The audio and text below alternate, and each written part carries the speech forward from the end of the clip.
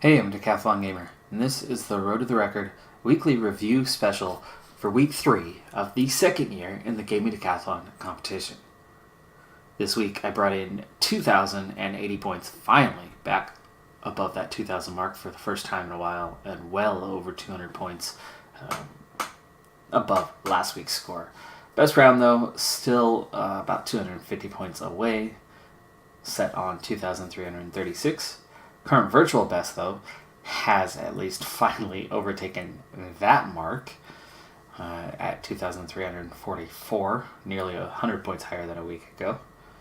And the all-time virtual best rises above 4,500 for the first time at 4,510 points now. Looking at the 10 games individually, Kenshi, the new series, just a handful of episodes in, 4 episodes I believe, at 6 points, all 6 points coming from 6 squad members thus far. As we are trying to grow in comfort, we've moved on to our second city, where there can be a fair amount of recruitment still to go. I can still get a few more recruits out of that city before moving on, and the members that I have are starting to toughen up a little bit. We bought our first building, so some good things going on there that'll help things take off a little bit quicker. Draft Sports, the college basketball game, new record, and this is where a lot of the points came from. For one thing, it was almost 200 points higher than last week's score at the mid-season point. But conference championship and a second Sweet 16 tournament reach, so getting that deep into the tournament really helped boost that score, and it's 40 points higher than the previous record. So pretty good haul there. Motorsport Manager, moving on up, 41 points. We had a 9-point race, which was the biggest race total I've had since, I think, the opening race of the season. So very, very big points there. But still a mixed bag on kind of where we've been at, as we still have the 9th weakest car among the constructors, and it's just so hard to squeak out points with that. But as we approach the end of our first season in the Formula One level, I'm definitely getting stronger. I can feel those differences coming along as we're getting more and more competitive on a weekly basis, and a lot of that's coming down to we're finally getting to the end of those upgrades that we've steadily worked on throughout the year, where the gearbox is nearly done, and we're going to start on the engine soon. And the engine's the last part, just because it takes the longest to get through and is the most expensive to get through. So we started with other things to make those subtle differences earlier, but power is going to be a big one. Pro Cycling Manager in the career mode, the full team version, I wrapped up season number 1. Remember, I started with nothing but riders at 66 overall rating or lower. At the end of the season, I had no one above 67, because none of the original riders that I signed had high potential. None of them. So subtle improvements to riders' attributes, but nothing more. And so we wrapped up the season with 43 points. I also actually started the new season this week as well. That point total will carry over into next week's score, and was not added to this week's score in that second episode of the week. But huge optimism coming into the season. Even though I'm still in the Continental Division, I have riders that are in the low 70s now, 72, and very, very high potential among some of those riders. So I would expect to see things steadily improve among the team, and I'm going to get a lot of race victories and some higher tiered races. I'll be a lot more competitive and start picking up bigger points hauls. Pro Cycling Manager in the Pro Cyclist mode,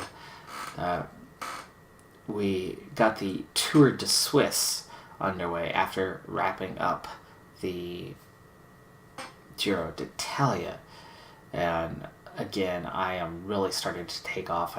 I've kind of broken into that elite group now, and so I'm going to be grabbing some pretty big points, and I've actually moved up to number 1 overall in Super Prestige right now at about the halfway point in the season. So if we're looking at about being roughly halfway, I could expect maybe 600 points or even better by the end of the season. So that's looking really good at this point.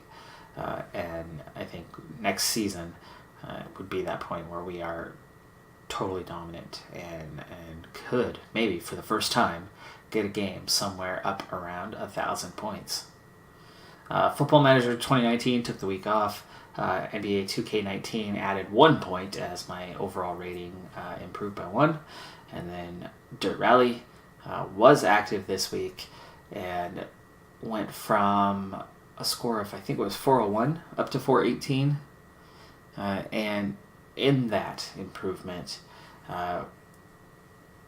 set a new record on that one, so 10 points higher than the previous season's record, and we still have 1 race to get through on the season, so that could pick up by another 15, 20 points here by the end. And also, by the time we wrap up the season, we should be seeing Dirt Rally 2.0 coming out later in February. That'll kind of coincide with the end of this season, and then we'll move on entirely to Dirt Rally 2.0.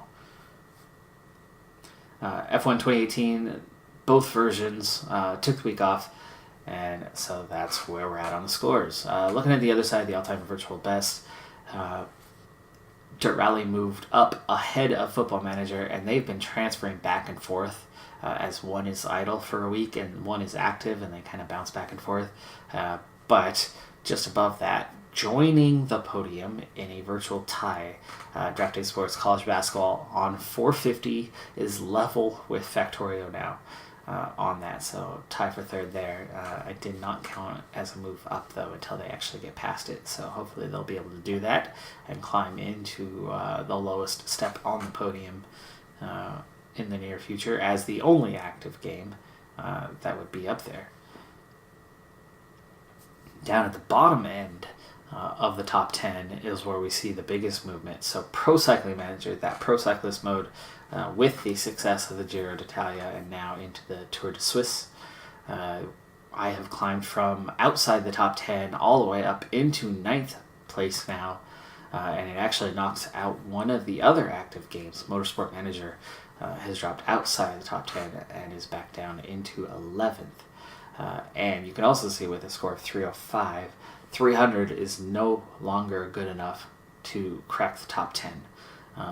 It's not going to take much more, as Overcooked 2 is inactive and just 5 points above that. But Motorsport Manager, with that promotion to F1 and a non-competitive car, I mean, looking back at the score, we have 41 points with just a few races to go in this season, and I'm not looking to suddenly be overwhelmingly good next season either.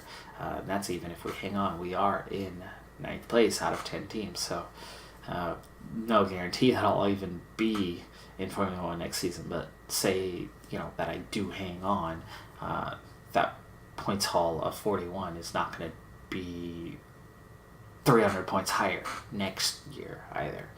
So I think I'm still a couple seasons away from getting the car, from midfield on up to that top tier where we're going to start picking up big points. And that's it. So at least we have cracked 4,500. That's a big mark. It's not one of the major landmarks. We kind of go 1,000 by 1,000 on the major landmarks.